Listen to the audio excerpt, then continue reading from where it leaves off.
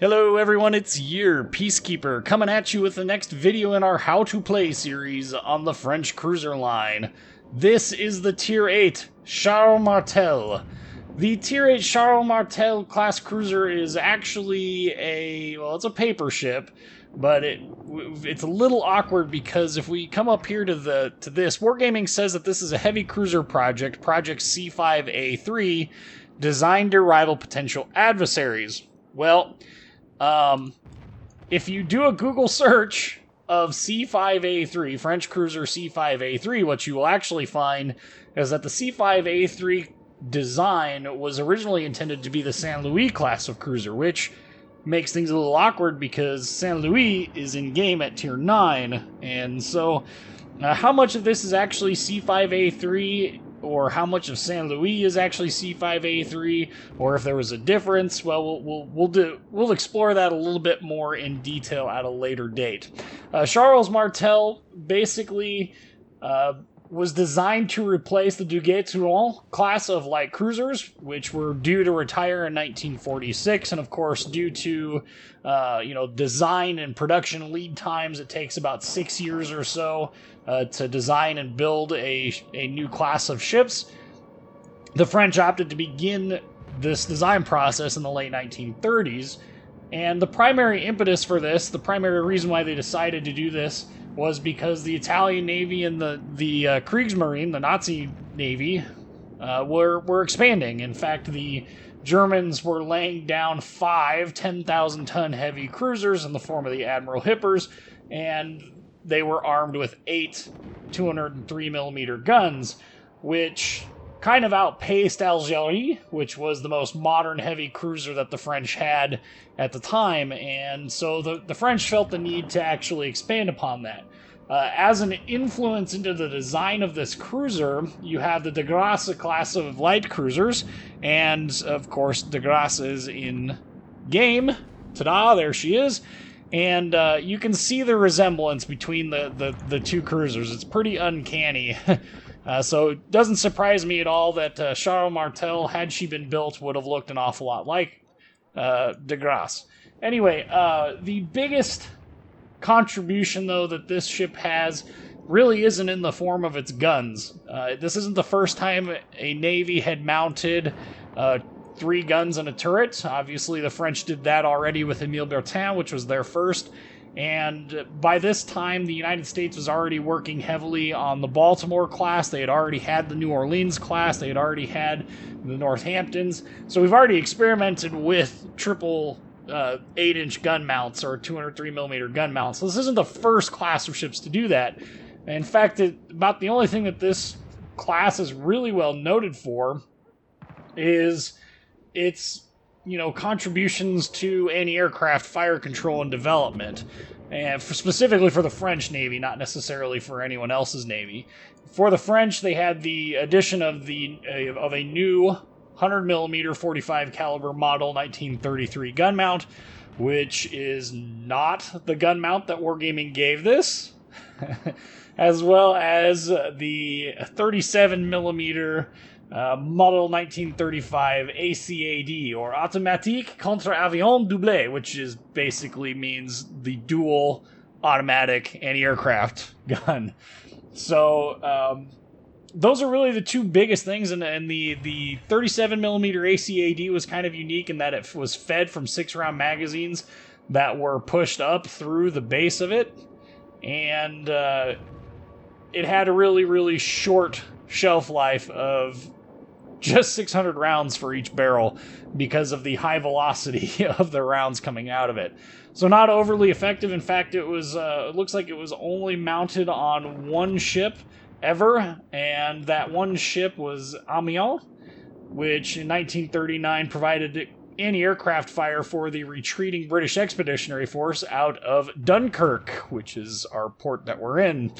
And so really, that's about the most notable thing for this. Of course, Wargaming has taken a little bit of productive leisure, licensure, creative license with the design of this, and they've extrapolated, had this ship been built and had she served in World War II, there's a high probability she would have underwent some refits in the United States, and so we will see things on board like the 40mm Bofors mounts, which are a fairly large part of the anti-aircraft suite on board the Tier 8 Charles Martel. Of the design notes, the C5, that A3 designation, basically stands for Aviation 3 or Avion 3, and that it had aviation facilities, meaning we carried seaplanes. There was another design that was also selected at the same time. That was a C5 SA1, which stood for Sans Avion, or Sans Aviation, and it was the first design, and it was a kind of a toss-up between the two. Now, in terms of comparing this to what would have been Saint Louis, basically it comes down to, at the outbreak of war, all the French cruisers and battleships being built at the time that couldn't be completed rapidly were canceled. But later on in the war, once they started getting their feet back underneath of them, they started designing a replacement, and Saint Louis would have had a new study that was based on the C5 design. However, the tonnage went from 10,000 long tons to 13,000 long tons with extra armor and anti-aircraft suite. So that's probably where Saint Louis is in game, and we'll talk a little bit more about that when we get there. Of course, because this is a paper ship, there is no service history, so we'll go right into talking about this ship in terms of its in-game playstyle. Now, like all the French cruisers, this ship excels at starting fires, which shouldn't be a surprise.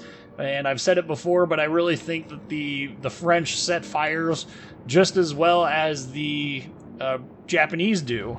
The long range, high speed, good maneuverability, very good accuracy, quick reload, all that stuff makes this thing very capable of just setting fires galore. And it should not be underestimated by any stretch of the imagination. It's quite a powerful combo. Now, of course, at this tier you have, ships like Mogami, which, with its 6-inch gun mounts, does set fires reasonably well. I don't think it does nearly as well overall in damage output as the Tier 8 Charles Martel does. So, personally, I think this ship is better than that, but it also has good speed and relatively good detection. I mean, 10.5 kilometers for detection range. This is a little over 1.5 kilometers away from being able to stealth torpedo ships. You could certainly do it in limited circumstances, like when a ship is charging at you. And it's very versatile as a result. We got 34 knots, 34.1 knots with the speed flag, but throw in speed boost and we're boosting it up even higher than that. So the ship is pretty quick as well. It's also pretty maneuverable.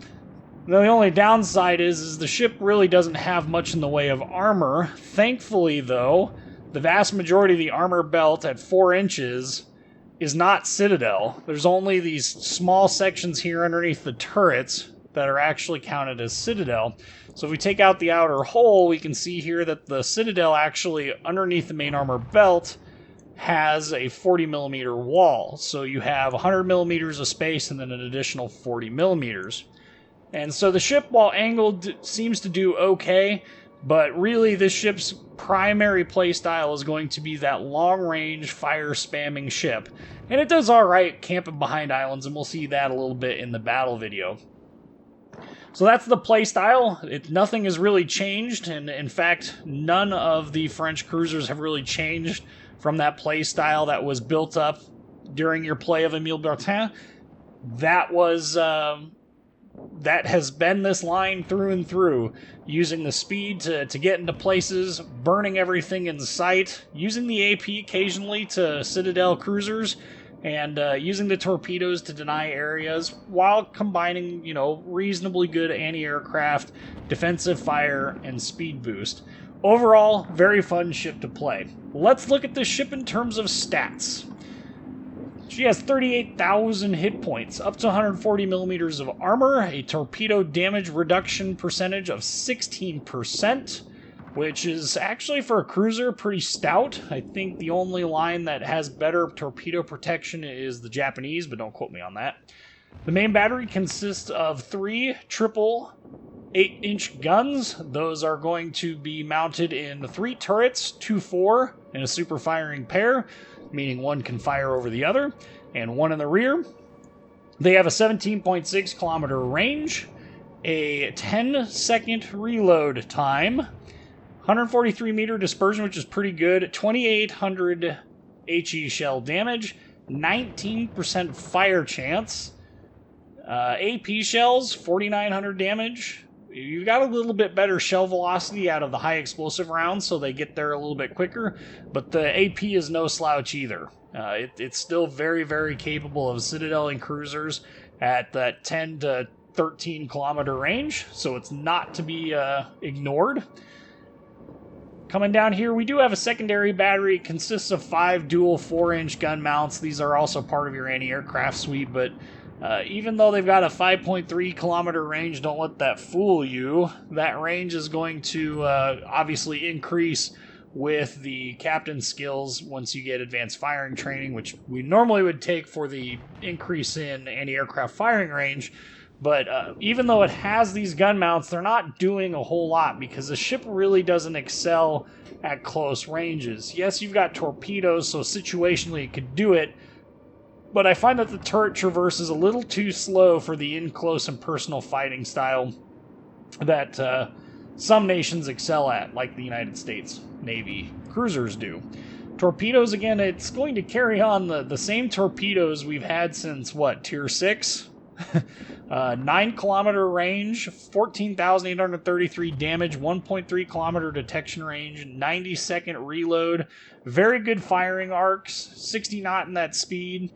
4 torpedoes, if we had more of them, this would be a pretty solid torpedo loadout.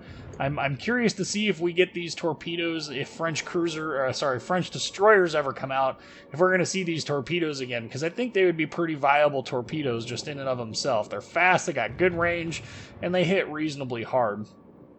Anti-aircraft defense. We got 16 20mm guns. These are going to be the famed 20mm Oerlikon, owing to the theoretical U.S. rearming, had this ship ever served. 16 of those on board. We got 4 of the dual 37mm ACAD guns. That's that automatic counter-aircraft double-barreled gun mount. That's what they look like. And then 4 quad 40mm Bofors, and then those 5 dual 100mm guns. Your AA is going to start out at 5K, and that's going to be without advanced firing training, because I don't have it on this captain yet, and that's going to be without the AA range increase. So it comes out to be, 7.2, I think is the actual number. By the time you throw in max AA skills, you're going to see that jump up to 7.2. Of course, the 40mm Bofors out to 3.5. Same with the 37mm ACADs.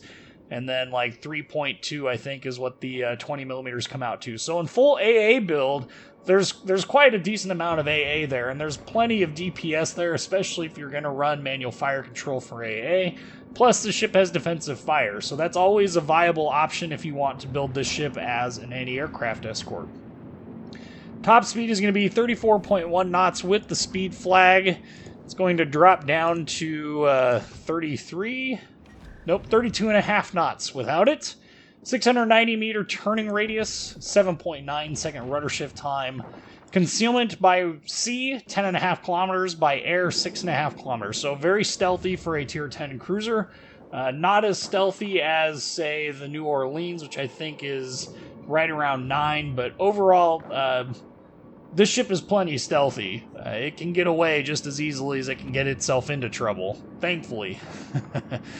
Alright, let's talk about ourselves some upgrades. In the first upgrade slot, you can see that I'm running Auxiliary Armaments Mod 1, which is going to increase our anti-aircraft gun mount survivability by 100%. It also increases the secondary battery survivability by 100%, basically doubling our hit point pool of those. Other options in here, really any of these options are good options. Main Armaments Mod 1, 20% reduction in the chance of your main battery getting incapacitated, plus 50% increase to its survivability and 20% reduction in its repair time. Charles Martel does not lose turrets as much as other cruisers do, unless you're taking a lot of heavy battleship fire. It does happen occasionally, but I really think keeping the anti-aircraft on board this ship alive is a good idea. So that's why I'm running Auxiliary Armaments Mod 1. And of course, if you're afraid of going Jean Bart, magazine Mod 1 there for your 70% reduction in your chance of your ship detonating.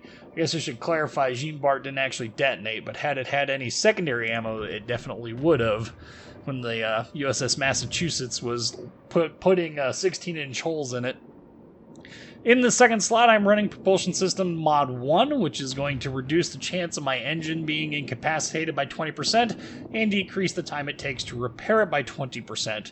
If you do have the Engine Boost Mod 1, you could throw that in there and get an additional 50% increase in the time that it is active. Now, this would be an interesting build because it would make your ship very quick and very fast to get up to speed. That could be a lot of fun to play around with. So if you've got it, throw it in there. Of course, there's Steering Gears Mod 1, which is the same as Propulsion Mod 1, except for your steering gears. Which one of these two you run if you don't have Engine Boost Mod 1 is entirely up to you. Personally, I hate losing my engine more than I hate losing my steering, so that's why I run Propulsion Mod 1. In the third slot, I'm running Aiming Systems Mod 1, and that's because at Tier 8, carriers stop being as common, and as a result, I don't see any reason to run AA Guns Mod 2. But say you're running this in Ranked, where there's a lot more carriers, maybe you want to take AA Guns Mod 2. But Aiming Systems Mod 1, minus 7% to the dispersion of the main battery. It also increases our torpedo tube traverse speed 20%. It decreases the dispersion of our secondary battery by 5% and increases the secondary battery firing range by 5%. Really don't care about the secondary battery or the torpedo tube stuff, mostly for that 7% reduction in dispersion. AA Guns Mod 2 is here. That's going to boost your anti-aircraft range by 20%. Quite honestly, I think that this was the only other module that I would ever consider on this ship. Main Battery Mod 2, at the ranges at which the ship is going to engage, the turrets traverse plenty quick. If you wanted to take this ship and play it as a brawling ship, I suppose you could run this. You're going to take a penalty to your main battery load time, 5% increase in the main battery load time, which really isn't that much, but it would be noticeable. The traverse speed, yeah, it is what it is. But I quite honestly think AA Guns Mod 2 and Aiming System Mod 1 at this tier are the only ones I would take. In the fourth slot, I am running Steering Gears Mod 2 for the 20% reduction in rudder shift time. Without this, it's basically going to be a 10-second rudder shift. And if you can deal with that, Propulsion Systems Mod 2 helping you, get up to speed. It's going to decrease the time it takes to reach full power when accelerating. It's also going to increase engine power when the ship first starts moving. This is in that -6 to 6 knot range. If you find yourself spending a lot of time behind islands, you might consider this. But personally, I prefer a more agile ship, hence the reasons why I'm running Steering Gears Mod 2. Damage Control Systems Mod 2, really not applicable to cruisers. In the fifth and final slot, I am running Concealment Systems Mod 1 for the decrease in detection range, 10% decrease in detection range. Without it jumping up to just shy of 12 kilometers, would much rather have the Concealment System Mod 1, a little bit stealthier, allows me to disengage just a little bit quicker. Of course, you could run Steering Gears Mod 3 if you wanted to, especially at longer ranges. This would decrease your rudder shift time by an additional 40%. It also decreases the time it takes to repair them by 80%. So taking it from 8 seconds down to about 5.5, 6, somewhere in that range. That could be an interesting build if you want it to be, but I like the ability to disengage at 10.5 kilometers, so I'm running Concealment Systems Mod 1. Target Acquisition Systems Mod 1 really doesn't help out too much, unless you find yourself up in that brawling role, in which case I can see you definitely run this. So that's the upgrades. I don't think there's really anything else interesting to talk about. We do have the speed boost. We're not really gaining anything else except for defensive fire. Could swap it out for hydroacoustic search if you wanted to. There's the speed boost consumable. Max speed increase of 20%. Woo! Just really blazing. Let's look at that in a battle video. Alright, so this battle is going to take place. The map is Neighbors, which is one of my favorite maps in this game. Certainly one of the more entertaining maps to play. Offers a lot of options. And if I remember correctly, it is a Tier 8 fight. So we get one of the very rare Tier 6 through Tier 8 fight. And we spawn on the north side of the map.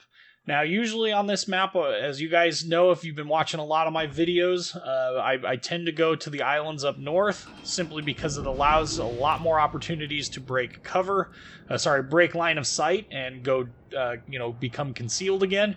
And that's really a huge advantage. You'll see that the team decides to go to A, and, well, this map does not benefit from going A. The only way that going to A works is if you can convince the vast majority of your team to push B. And by push B, I don't mean like sit at the edge of B. I mean like push hard into B. Because you have to be able to split the forces and keep them occupied, which is why you need the vast majority of your fleet to go that way. You have to be able to keep their attention and keep them at C until the ships at A can swing around or come through the split there in the islands to come support at B. If the vast majority of your team ends up going to A and nobody goes to B, it's very, very difficult to win unless you just flat out outshoot and kill them before anything else. So it's very, very, very frustrating when a team goes A without a vast majority of people going to B. Our team, there doesn't look like, at least on the initial outlay here, that our team was going to do that. So I wasn't really super concerned.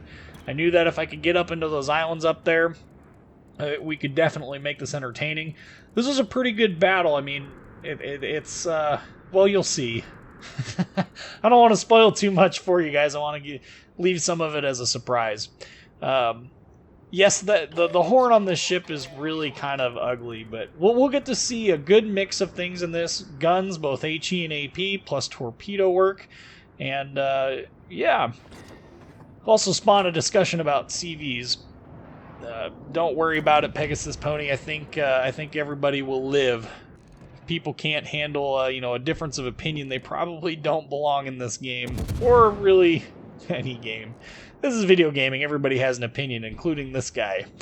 So first off, we got a Duca d'Aosta, Italian light cruiser that we were shooting at there, but we missed him. So we'll just go ahead and continue on, trying to get into range of this North Carolina. Ooh, incoming fire from something. It's firing H. Ooh, there's AP. You know what they say about the French. They are very, very thin, which makes it very hard to hit. Turpets here going broadside. Who likes some fried sausages? So we already got ourselves a fire rolling on him. That means that if we can get another one on him, maybe we can actually... it would be nice to get a second one on him. If for no other reason than we force him to repair, and then we might be able to actually, force him to burn another repair. Shot at him, and we got our second fire on him. Sweet. So that Turpets is now burning. Take a pot shot at Gallant there. He didn't repair it yet. That's kind of unfortunate. This is a really bad place to sit and camp. Just a fair warning that the amount of fire that you can take from that side if you don't get real close to this island is really high, especially when their whole team is going the other way. But look at our team. Our team, after all of that at the very beginning, just decided that A and C were the routes we're going to go. They haven't pushed into A yet to stop that Shiratsu from capping. And so as a result, they have points going up on the board and we do not. What we do have, though, is we have a Belfast here, and it is broadside. And with broadside cruisers comes my strong desire to use armor piercing, and my strong desire to achieve Citadel hits. Of course, we're backing behind this island, trying to avoid taking as much damage as possible from that Scharnhorst that is there. Still getting some AP shells hit. We're averaging about 2,000 damage. We've got nothing but overpens going on here. really kind of annoying. So we're switching back to HE because the HE is a little bit more reliable when he's angled like he is. And then he decides that he's going to go back broadside. Well, we're going to go ahead and switch because, well, there's another fire for those who are curious. We're taking a little bit of damage from the Edinburgh over there. Not really concerned about him, though. What I am interested in, though, is a dead Belfast, which is broadside. Okay, that's mildly frustrating. We're 8k away and not getting any kills. And here you can see he dies before the shells actually impact him.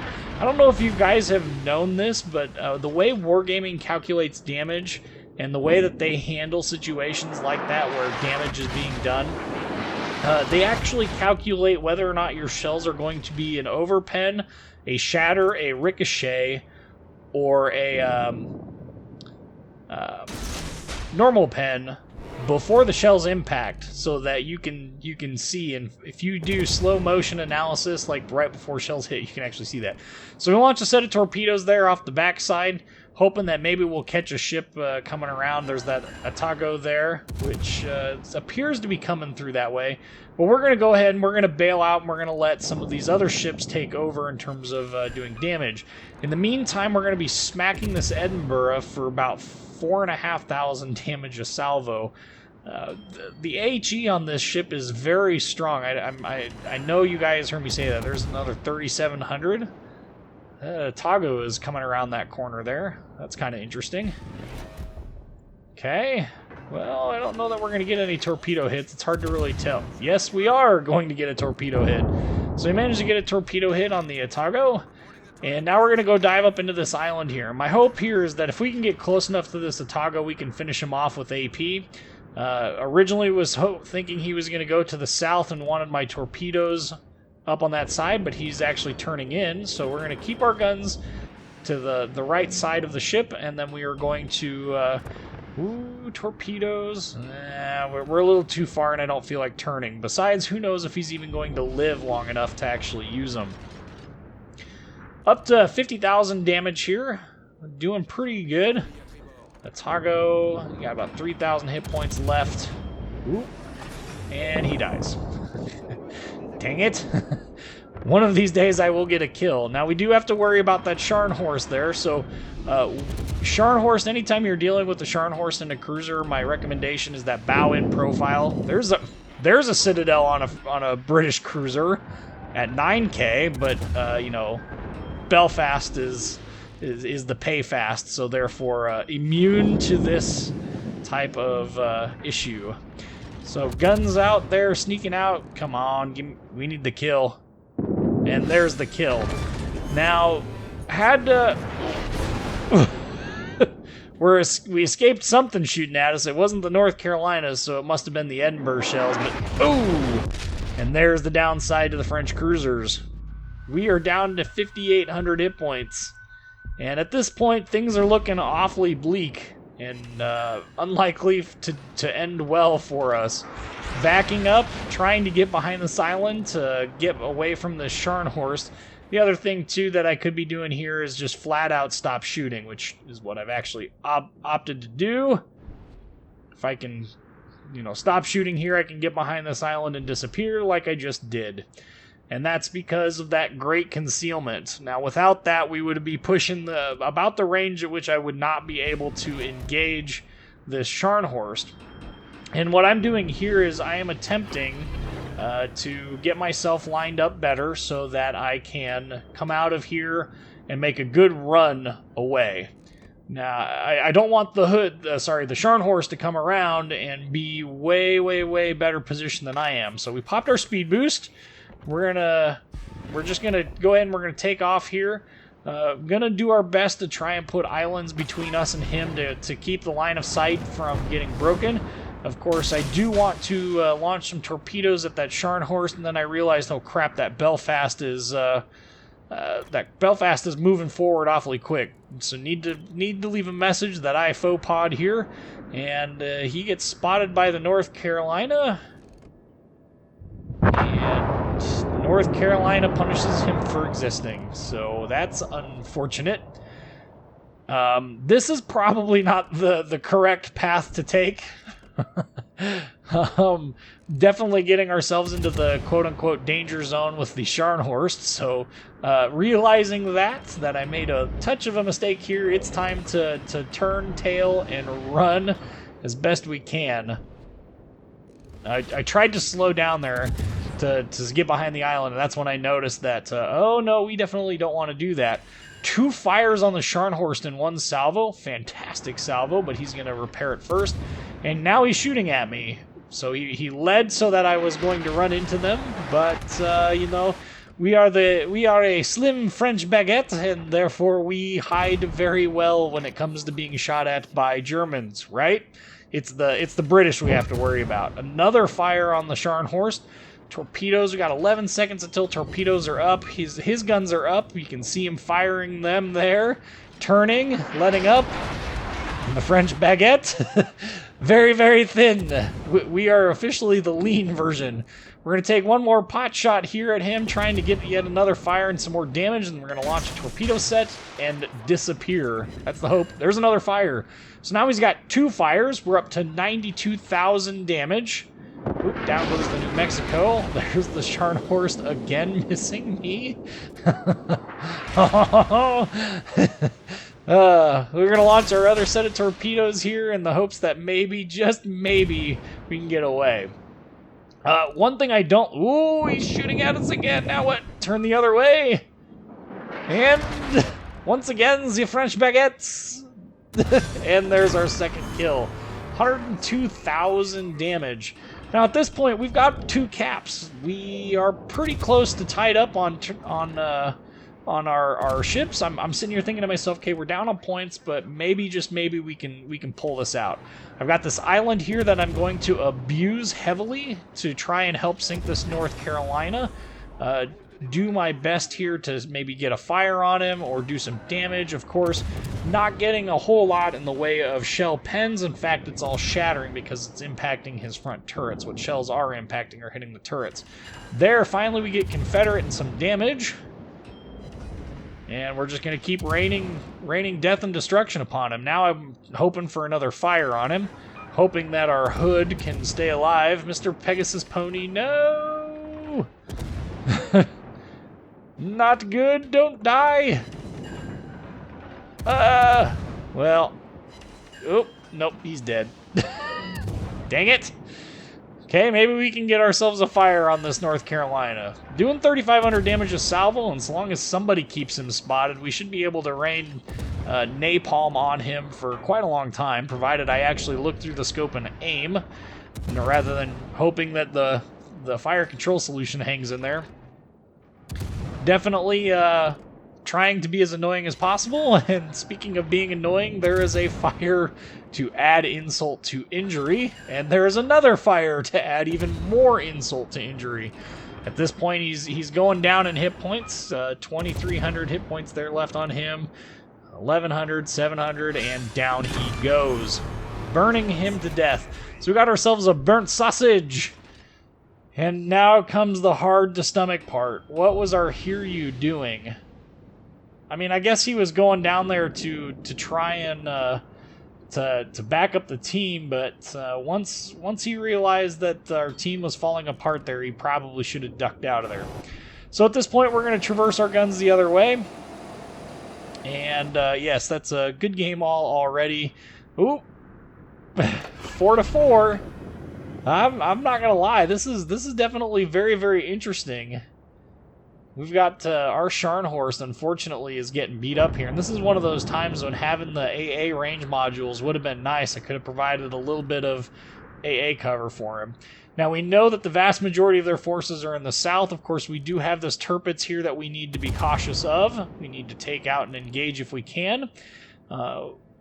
We need to help our Scharnhorst do this. Unfortunately, the Tirpitz manages to sink our Gallant, and that leaves basically the Scharnhorst and I to deal with the Tirpitz. Our Cleveland is down south dealing with the other one, and he gets hit by a torpedo, and I am missing entirely. And then he gets hit by yet another torpedo, so the Gallant manages to finish him off. At this point, we need caps, so now it's up to us to cap. We've got a Kutuzov down there that is very close to getting his 4th kill. Oh boy. That poor Cleveland didn't really stand much of a chance there. Kutuzov is a very, very strong ship. Up to 121,000 damage.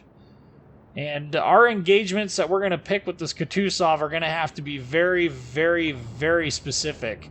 Because we don't have any hit points to really do much with. There you can see abusing the stealth fire mechanic there. Open water stealth fire is still in the game.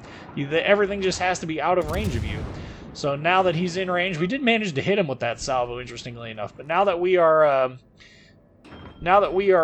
in his view range here, that means that we do have to be a little cautious. Again, trying to slow down there to get behind this island, then I realized, no, I can't shoot at him because the other island is there. Unfortunately, incoming aircraft. And as you can see, they run away right away. So even though our AA was struggling to, get itself to work, it's not. And we popped our defensive fire consumable a touch prematurely, and that's rather unfortunate. So it is 2-3, and unfortunately their carrier is still very much in this fight. Our Scharnhorst is most likely burning from Mr. Kutuzov there. Oh, now the Kutuzov is burning. Trying my hardest to get him. I really am. It's difficult at these ranges to predict what he's going to do.